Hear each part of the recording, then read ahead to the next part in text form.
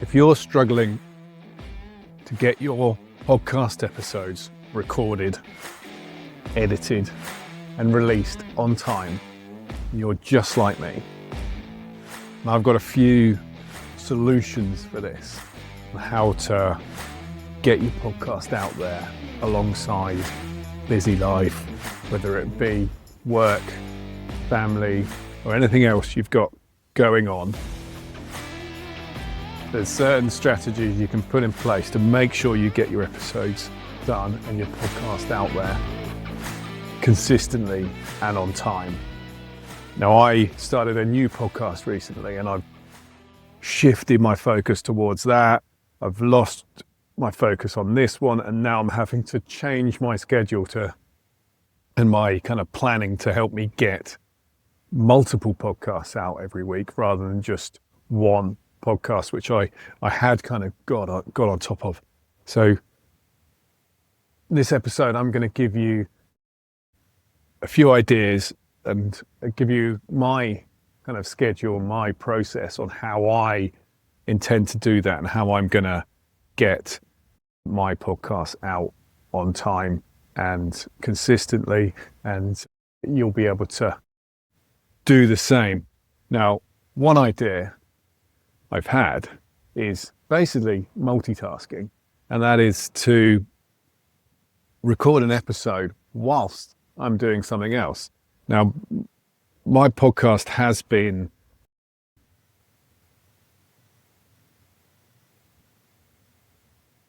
lost my gloves. My podcast has been audio only. And I found my gloves. Found my gloves. So my podcast has been audio only, and my new podcast is video as well. And one thing I've always wanted to do, and recently had this idea, is doing something whilst recording your podcast, because it brings something extra to the podcast. So whether you're doing an interview podcast where you are, let's say, you're interviewing people about football whilst fishing. You could be interviewing people, chefs, whilst cycling. And it's that kind of double jeopardy where you're bringing something else into it to make it a little bit more interesting. And it works for both audio and video because the sounds you get from it. So I'm always a big fan of Adam Buxton and his podcast. Now, he's the old school podcast, one of the OGs, and he would do interview podcasts, but he would start and end his podcast with a kind of a solo monologue talking about his week, and also then introducing the guest and then summing up at the end. And he actually would always record this whilst out walking his dog. And I got to the point with his podcast where I wasn't actually that interested in the interviews anymore, but I was so engaged with him that I used to listen to the intro and then fast forward it through and just listen to the outro, because all I wanted to hear was what he'd been doing in this week. And he does really cool jingles and he's a very funny guy, so I just wanted to hear him. And him walking his dog brought so much more to it, because he would also talk about the weather and where he was where he lived in Norfolk, and his dog, and you'd hear the sounds of his dog running along, and he'd call his dog, throw the ball to it. So you would hear a lot of what's going on. And it was never video, it's always audio only, but it brought so much to that, having him doing something whilst recording, that it always had me fascinated and something I wanted to do. And if you think about video as well, it brings so much more, because there's so many podcasts which are just two people talking, whether you've got a fancy studio or you are online recording remotely and you're adding loads of different cuts and camera angles to try and make it more interesting for the visualization of it. And when you think about it, people will go on YouTube and just watch videos endlessly of people just doing random stuff. And if you can bring that stuff to your interview or your solo podcast, then it makes it more watchable to your audience and more appealing, and it just brings another dimension to it that perhaps someone else isn't doing. Now, I sit in my office / podcast studio, garden room, whatever you want to call it, recording, and I overlook this flower bed. It's full of weeds. I'm always thinking, I need to do that. I need to get on top of that flower bed. And then I run out of time and I never do it, because I get over there and I've got so much other stuff to do that this is never the priority. And then I was with my kids at the weekend, went to a garden centre, and they were desperate to get some plants. They want to plant some fruit and veg. And the little bit that I have made for them, that is a little square that is kind of theirs. And I said, you can do whatever you want with that. And when they were younger, it was just basically dig and chuck it around. And now they actually want to use it and plant into it. So I need to tidy it up for them, because it's not usable at the moment. We went and bought some plants at the weekend, and now I need to tidy it up. So I thought, I'm going to record a podcast whilst I'm doing it. So I'm currently outside my studio, just doing some gardening whilst I'm talking to you about podcasting. And this is one way I'm getting 2 jobs done at the same time. I'm recording my podcast and I'm getting this flower bed sorted, so my little boys this weekend can come and plant their fruit and veg. And we did last year. I put one of them had a raspberry plant, one of them had a blueberry plant, which are overrun by weeds. And we were doing a little bit of research on the blueberry plant, and you need 2 of them to propagate each other. So we've only got 1. So one of the plants we bought at the weekend was another blueberry plant. I'm going to plant another one next to this blueberry plant so they can propagate each other. So you're not just learning about podcasting, you're learning about propagation. And you didn't come thinking you were going to learn that. So that's bonus. That's what you get. Not just what you learn for your podcast, it's going to be what you learn for something else as well. So you're very lucky today. You're getting a lot for your money, especially when your money's nothing. I'll talk about my process. Firstly, I try to always start with the title of the podcast, because you want, when someone reads the title of your podcast and clicks it, and I'm always trying to think of someone who's potentially listening to it for the first time. So if you're always thinking about your audience who've listened to you before, then you're not really thinking about growing your podcast. So if you're trying to get new people, you're thinking about someone that's clicked on that for the first time. And if they've clicked on it for the first time, it's probably because they have read the title of either your podcast or the title of the episode and decided they want that information. And so your actual title is very important. And this is especially if you're doing a YouTube podcast, because people search and episodes come up more than the actual show or channel. So the episode titles on YouTube are really important. And on your podcast player, when people find you, they'll often find you through the title of your show as well as your episode titles. So they're both important. And once someone clicks on that, they then but you made a promise with that title, and you need to deliver on that promise. So when someone has clicked on the title, this episode I'm titling, I did write it down, but I'm now not at my desk. This is one of the drawbacks with doing stuff while podcasting. I've got gloves on, I'm out of the office, and I can't refer to any notes. So, but it was something like how to podcast whilst doing something. It was how to get your podcast episodes done alongside a busy life and busy schedule. It was something like that.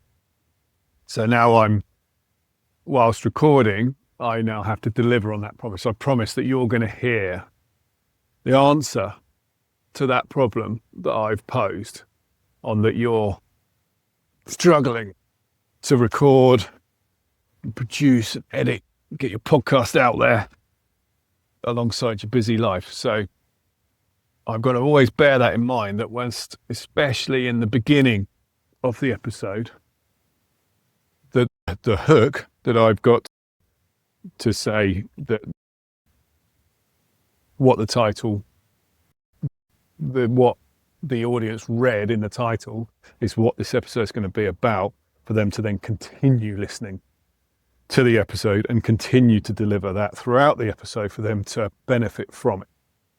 And so I started this episode by saying what my problem was and how we're going to solve that, and we're going into the how to keep your episode going through a busy life. I've then delivered on my initial idea of multitasking, and I'm also going into the rest of the process on how I can get that episode done alongside everything else I've got going on. And so you got that title, and that leads into what we're saying now is the hook. And then it's, we call it the bridge, where you're bridging the hook into the value. And that's where we deliver on our promise. So you've got the title, the hook, and the promise. And the bridge brings it all together to create an episode that someone has clicked on and got what they wanted out of it, which means they'll listen to the whole episode and hopefully come back and subscribe and like and come back for more, or share it with a friend because of the value they've got from it. Now, once we've got that, what I tend to do is just then bullet point. And this one, I've actually done even less preparation than what I normally do, because this is kind of the new concept for me of doing something where I actually don't have any notes in front of me. I don't have bullet points. I don't have anything. Normally I write a list of bullet points. When I started podcasting, I used to write scripts. I spent so long trying to perfect an episode and find out they don't sound as good. It depends on your subject, really. If you're doing a documentary style full of information that's really important for someone, and the facts and figures are the most important thing, then yeah, perhaps you need to sit at a desk and read. But a lot of podcasts are more conversational and kind of touching on real life and real experiences. So we don't read from a script in real life. The bullet points keep you on track and keep you going in the right direction and keep you delivering that promise and delivering the value to your audience that that keeps them interested and keeps them coming back. So I just hit my bullet points and work my way through them, talking about whatever I've decided I want to talk. And the more you can have it about a subject you know about, and if you're starting a podcast, the more it is a subject that you know and love and something that you talk about anyway, which is why my other podcast is about football, because I talk about football all the time anyway. And I know that I can hit record and just start talking. And I really have to think about it too much, because I've done the research my whole life on that subject. So if your podcast is about something that you know and love, then trust yourself that if you were in a conversation with someone, and sometimes that's why a lot of people start and find interview shows a lot easier, because you are just chatting, and doing a solo podcast is a different concept, because most people don't just talk to themselves all the time. Some people do. So, that's a tough one. So yeah, if you can just talk naturally and keep going and talk with passion and knowledge naturally on a subject, you're going to be able to record your episodes quicker and easier, and they're going to be better. And it doesn't necessarily come straight away. You may say, I know my subject, but when I start recording, I fall apart and I just need that. I have mind blanks, and I need that script or whatever to keep me going, and otherwise it's just dead air. And there's two things to remember. One, practice. When you start, doesn't come naturally to everyone. Even if you're a good talker, talking on camera or microphone is very different. So the more you do it, the easier it gets. Just keep going. And secondly, I've forgotten what secondly was.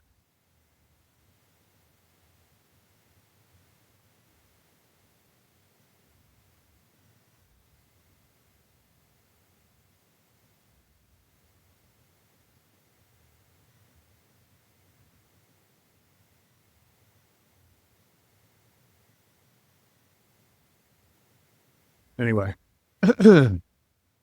it's not coming back to me. And like I said to you, this is what you're worried about. It still happens to me now, and I've been doing this a long time. That you get a blank, and like I said, I don't have anything in front of me now, so the blank's a blank.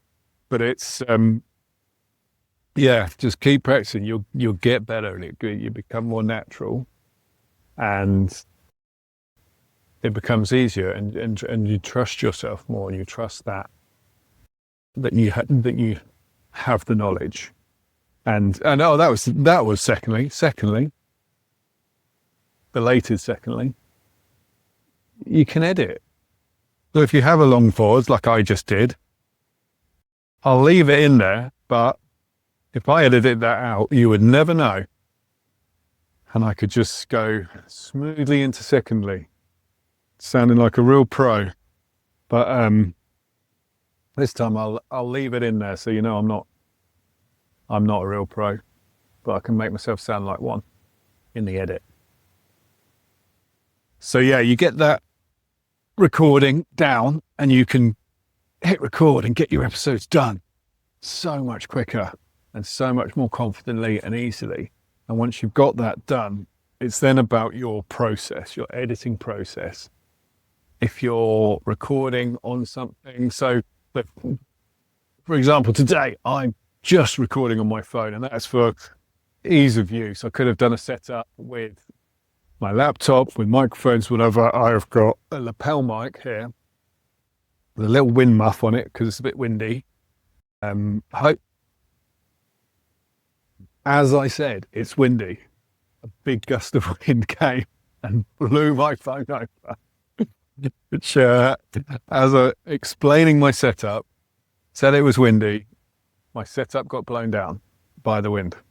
So like I said, I've literally just got my phone and a lapel mic because I can do that instantly and get going. I could have done a much more elaborate setup, but I just wanted to get it done. I've got lots to do today, and this was one job on a long list that I need to do. I've got 3 episodes to record, different podcasts, so I'm getting this done. And then, like I said, it's about your process, because my recording will just be on my phone recorded. I have my phone linked to all my iCloud, Google Drive, things like that. So I can just transfer that straight into a file in Google Drive and then bring it up on my computer in whatever editing software I choose and get that edited quickly. Quite often I record on Descript because then I can just edit that instantly in Descript. You can do the same in Riverside, but it depends on what type of editing you want to do, how elaborate your edit is, whether it's audio, whether it's video, getting that process down so you kind of take away the stages and make sure you're doing as little as possible on moving files around, because that takes a lot of time. So you can get your episode out there and just doing what is the most important thing. If you've got time to do really elaborate edits, brilliant. But you just want to be doing the most important things that are the most important things to your audience so that they get the most value from your podcast and they want to come back and keep listening time and time again. So if you're not a good editor, if things take you a long time, then you may want to do a very simple edit and just use a program like Script and just take out the pauses and the ums and ahs and use something like Studio Sound to improve the sound quality and get it out there. But if you have the skills, then you can do a bit more. If you have the budget, then you can pay an editor. And you can pay someone like me to handle it for you. And I do full production packages where you literally just another wind incident with the phone. But as I was saying, I do full production packages where you literally just record, upload your files, and everything's done for you. And you'll find if you've got your recording down, then it's endless what you can do if you've got someone doing the rest of the work for you. So then you're just really looking at the marketing side of things. And I've created this process and I've got it currently on Notion. I've created a spreadsheet Notion template where I have all my strategy with social media and everything that I need to do on that side, on podcast guesting, where I have everything I need laid out for me. And I can just fill in the blanks and make sure I get my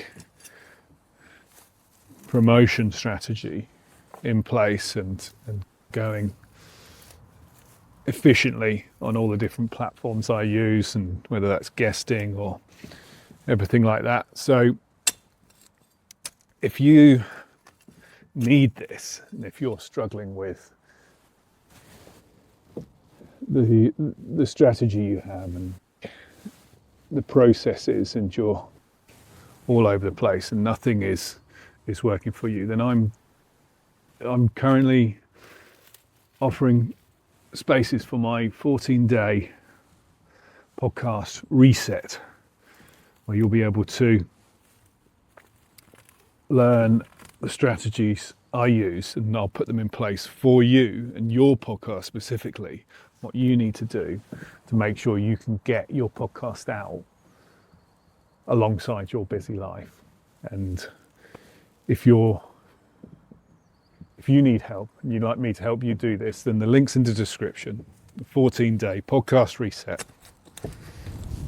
And we'll get your podcast on track, working for you and your business, so you can get episodes out there efficiently, on time, and grow your audience. So, nearly finished. This flower bed, there's still a bit to do. But my boys now can come and plant their fruit and veg that they got at the weekend. And I've recorded a podcast whilst making that possible for them. So thanks for listening. Hit subscribe or follow the show, and I'll see you in the next one.